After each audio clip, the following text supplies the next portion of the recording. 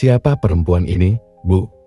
Berani sekali memasuki kamar kami, tanpa seizinku," ucapku saat perempuan yang aku tebak bernama Kumala itu masuk ke kamar yang sudah 3 tahun ini aku huni bersama Mas Rangga. "Bukan urusan kamu, rumah ini milikku, jadi kamu tidak berhak melarang siapa saja yang aku bawa," santak ibu mertua dengan matanya yang melotot menatapku.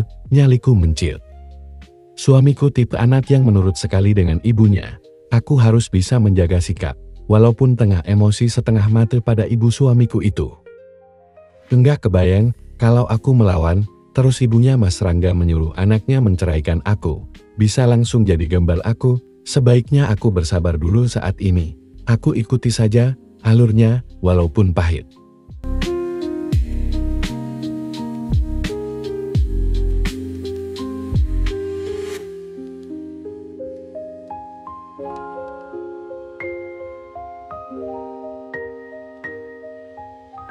"Pir, ibu sudah datang?" sapa Mas Rangga yang baru saja membuka matanya. Mas Rangga langsung duduk di tepi ranjang, sementara Nasira anak kami tetap terlelap. "Duh, kasihan sekali kamu. Nak kerja keras jauh dari keluarga, demi mereka yang enggak ada gunanya," ucap ibu mertua sembari menunjuk ke arah kami. Ibuku langsung marah. "Maksud Bu Widya berbicara seperti itu, apa ya? Saya tidak paham," ucap ibuku sedikit meninggikan suara. "Menurut Bu Kokon?" Bukannya menjawab pertanyaan ibuku, ibunya Mas Rangga justru balik bertanya membuat ibu semakin tidak mengerti.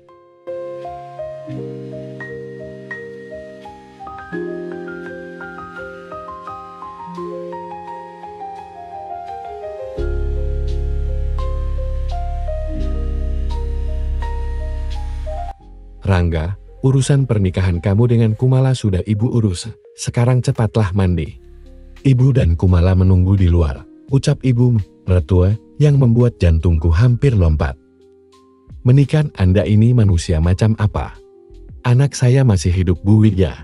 Ibuku sudah emosi setengah mati, namun rupanya ibunya Mas Rangga malah terkesan cuek tak peduli. "Tega kamu, Mas, kamu benar-benar mau menikah lagi?"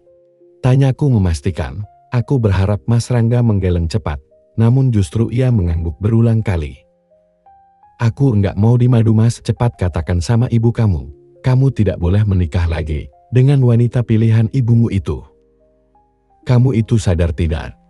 Hidupmu hanya bergantung sama aku, jadi apapun yang aku putuskan, kamu tidak boleh protes," sahut Mas Rangga yang sama sekali tidak memikirkan perasaanku.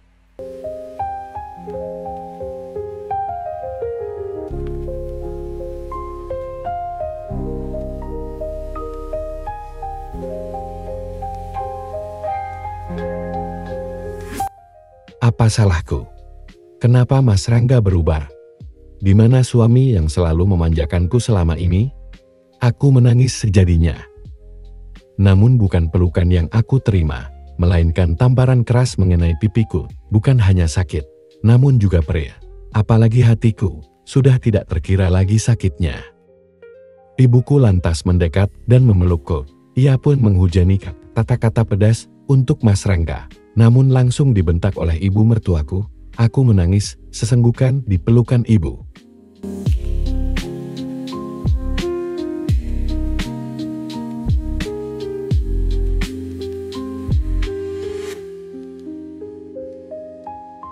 "Maaf ya, Mbak, mau kamu keberatan atau tidak suka, aku akan tetap menikah dengan Mas Rangga.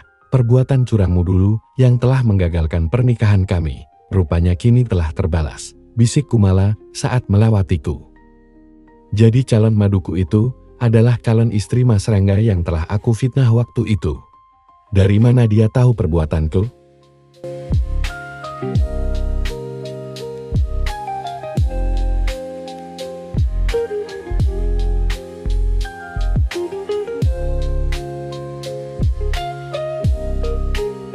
"Tunggu," aku menghentikan langkah Kumala dan ibunya Mas Rangga yang sudah hampir sampai di bibir pintu. "Apa maksud kamu, Kumala? Aku yang menggagalkan pernikahanmu dengan Mas Rangga. Dari mana kamu tahu jika akulah pelakunya, Kumala? Kejadian itu sudah 4 tahun yang lalu. Apa kamu ada bukti?" Tanyaku yang tidak sengaja keceplosan, rahasia yang aku simpan selama ini. Malah aku ungkapkan di depan mereka, bodohnya aku.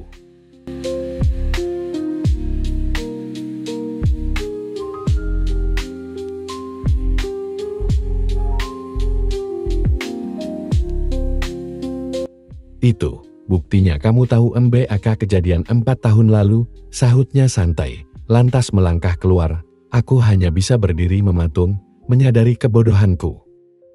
Mas Rangga sudah berada dalam kamar mandi, sementara ibu menatapku marah. Ceroboh, bagaimana bisa aksi bodohmu itu ketahuan, Feni? Dasar bodoh. Umpat ibu tanpa peduli, pedihnya hatiku saat ini.